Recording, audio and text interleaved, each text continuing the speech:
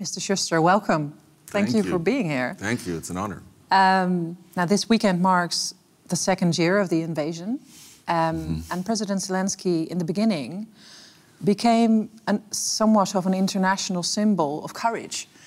You've been following him for quite a long time before that as well. Did you ever suspect he might grow into one? No, I did not think he had it in him.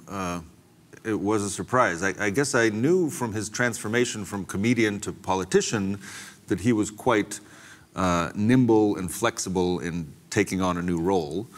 But I didn't expect him to go through this metamorphosis into a wartime leader so quickly and effectively. No, because I heard you say that wartime presidents are not born, they're made. Can you take us back to the moment that Zelensky made himself a wartime president? Yeah, I just think that no one is prepared for that kind of position. I don't know. There's no resume for being attacked by a nuclear superpower. No. So everyone would have to improvise and adapt. And for Zelensky, that moment was the early hours of the morning on February 24th, 2022, almost exactly a year ago now. Sorry, 2 years ago now. And he described in one of our interviews having a talk with himself and telling himself, they're watching, the world is watching. All Ukrainians are watching you now. You're a symbol, and you have to act like a head of state must act. So that was the moment when he told himself, you have to take on a new persona, a new role, and he was trying to understand what that required of him. And quite quickly, he stepped into the role of a kind of decision maker, as one of his aides put it, a decision generator, very quickly and with little analysis or information, responding to events, making sure that he didn't freeze up or succumb to paralysis in response to the enormous threats he was facing, but quickly began giving instructions to the hierarchy of the state. Because he had assumed this new role. Now, there is a famous clip of him in these early stages of the war, of him and his commanders outside. Let's have a look. Всім добрий вечір. Лідер фракції тут, голова Офісу президента тут, прем'єр-міністр Шмигаль тут, Подоляк тут, президент тут. Всі ми тут, наші військові тут, громадяни суспільства тут, всі ми тут. Захищаємо нашу незалежність, нашу державу. І так буде й далі. Слава нашим захисникам, слава нашим захисницям. Слава Україні! Слава! Yeah, this was in the early stages of the war, and he went outside. Now, your book is called The Showman. Is this what we see, The Showman? I guess so. I mean, they were still in the early stages of forming their communication strategy. This was more to demonstrate that the Russian propaganda, which was then saying that, oh, the Ukrainian government has collapsed, the president has fled, they needed to counter that. That was the thinking with the video. But in the days that followed, they really came up with a pretty sophisticated communication strategy to communicate not only with the leaders of foreign countries to try to get their support, but with the people in those countries, all of us, all of the democratic world, basically all of humanity, to keep the world watching, to keep the world engaged in the war and supporting Zelensky and supporting the Ukrainians. That is where his skills as a showman really were useful to him, because they helped him understand television on a very deep level, social media, and just the power of persuasion and how to use emotional appeals to win people over, to win people to your side. Yeah, by saying we are here. Tut is the Ukrainian word I learned. Yeah. Now, he emerges in your book as really optimistic, as somebody who's intrinsically optimistic. When you write that, when you say that you want to write this book about this first year of the war, he doesn't believe you, because he's like, this war is not going to last a year. Does that tell you just how optimistic he was? Yeah, he's very confident. I mean, at that moment in that conversation, very early in the invasion, he still believed that he could sit down across from Putin, across the table from him, and find a solution to end the war, find a negotiated settlement that would not be humiliating to the Ukrainians, that would be acceptable to both sides. Now, looking back, that seems quite naive. Yeah. But in the first weeks of the invasion, he was very confident that he could find something, just sit down with Putin and say, why did you do this? What do you want from us? And they were trying to set up that meeting one-on-one with Putin, and it didn't work. Yeah, is that, you say it now seems naive, but where is that line between being confident or being overly optimistic? Is that a problem he faces? I mean, that's a value judgment. In the book, I try to say he's just supremely confident. He thinks he can achieve what he sets out. Impossible things. And this is very consistent in his life. Yeah. You know, in the book, I went back and researched his life as a comedian early on. He often took his team of comedians and actors into adventures that seemed, impossible or very unlikely to succeed. But he always had this very, very supreme confidence in himself and his ability to kind of figure it out, just to give it a try and get it done. But you do call it sometimes brave to the point of reckless. Yeah. Why? That's more to do with his tolerance for physical danger. Can you describe that? How did you see that? Yeah, I mean, anyone who spends time with Zelensky, following him around, as I did on several occasions to the war zone, it's scary. He really takes a lot of physical risks. I mean, you've seen this in news reports and in the videos he makes. He goes right to the front line. Yeah. And sometimes it wasn't exactly clear to me why he was doing that, taking such risks with his own life, when it was obvious that the Russian goal at the beginning of the invasion was to kill him or capture him. So why give them the chance? But I think the reason in his mind is that he's asking the Ukrainian people to take enormous risks by volunteering to serve in the military. His soldiers are risking their lives every day on the front line. So he feels it's very important for him as a leader to demonstrate that, look, I'm here with you, risking my neck. He often goes to these places on the front line with no bulletproof vest, no helmet. And, to me, yeah, that was scary. He doesn't seem to get scared like other people, like yourself even, you write. I mean, there were definitely moments when I was like, hey, can we go back to the armored cars now? This is too close. And he was checking his cell phone. There was that moment where we were standing on the square very close to the front lines, and there were explosions going off, and he seemed totally calm. He was not wearing protective gear. I guess he was used to it by then, and he just sees it as part of the job, and there is a kind of fatalism to it, right? And also to members of his team, they say, like, well, if they hit us, they hit us, but we have to keep working. We can't allow fear to paralyze us. Can't give up. Yeah, we do have another clip of him coming out, famously, after the massacre in Bucha was uncovered.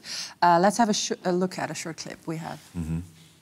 Ми знаємо тисячі людей вбитих і закатованих з відрубаними кінцівками, зґвалтовані жінки, вбиті діти. Я думаю, що це більше, ніж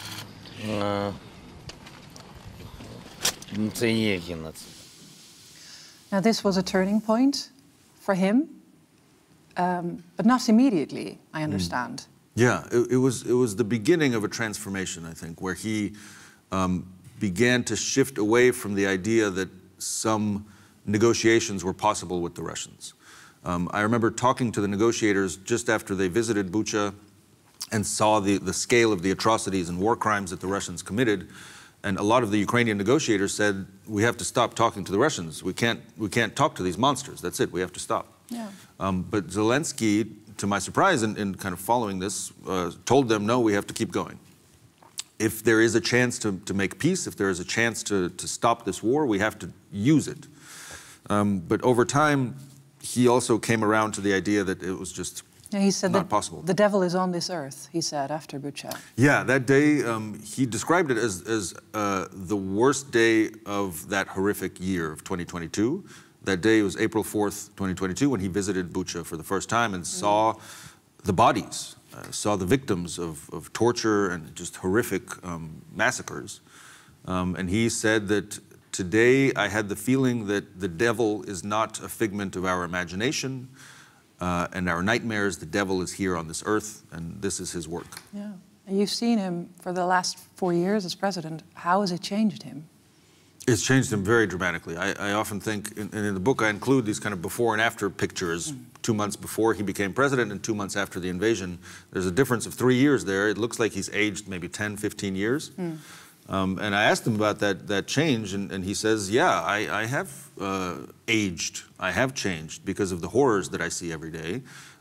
There is a kind of weight, a heaviness to him and a darkness that you notice, especially when you remember the person that he was in 2019. Very, very funny, easygoing, optimistic, a little bit naive. Yeah, the comedian, the showman.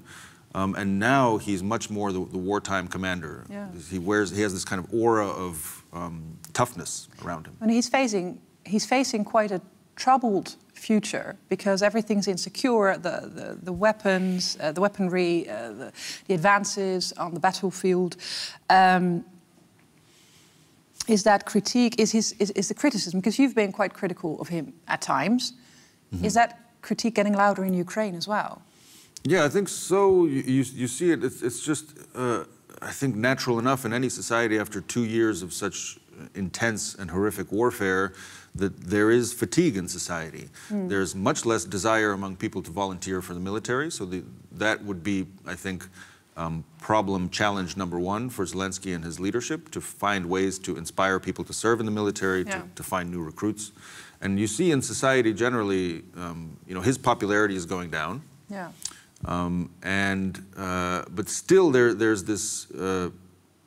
no patience for the idea that Ukraine should begin negotiations of trading land for peace. No. It's very clear in opinion polls that the Ukrainians do not want to do that, and they're not ready to.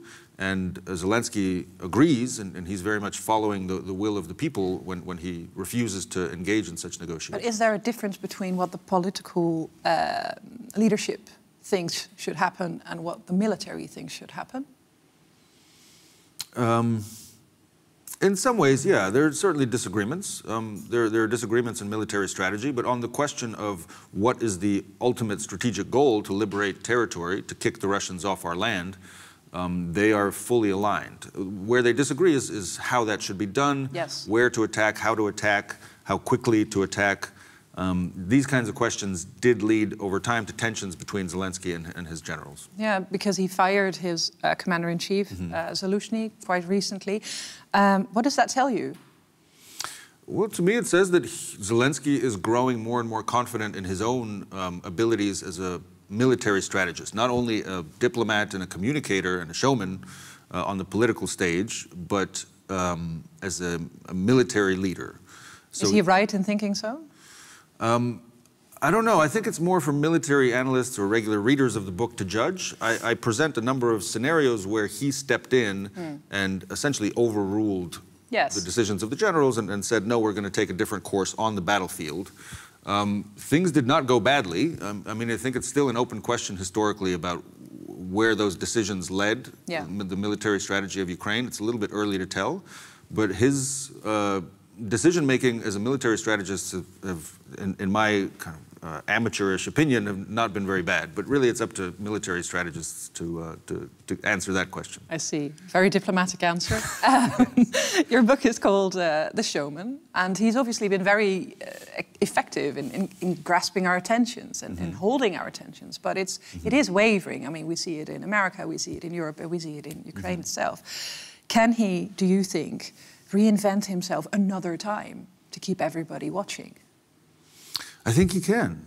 He's always looking for new messages, new ways to remind us that Ukraine fights on. I think the military strategy that Ukraine is pursuing now, with these kind of long-distance attacks, attacking Russian infrastructure, oil terminals.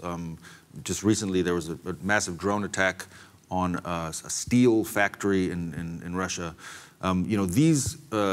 These hurt Russia, they hurt Russia's war machine, but they also demonstrate to the world that, hey, look, Ukraine is pushing back. It's still fighting, and they still matter. But Zelensky also understands that the limits of the human attention span and the attention span of the world. He was aware of that from our very first conversations during the invasion, and I remember he said, people see this war on Instagram.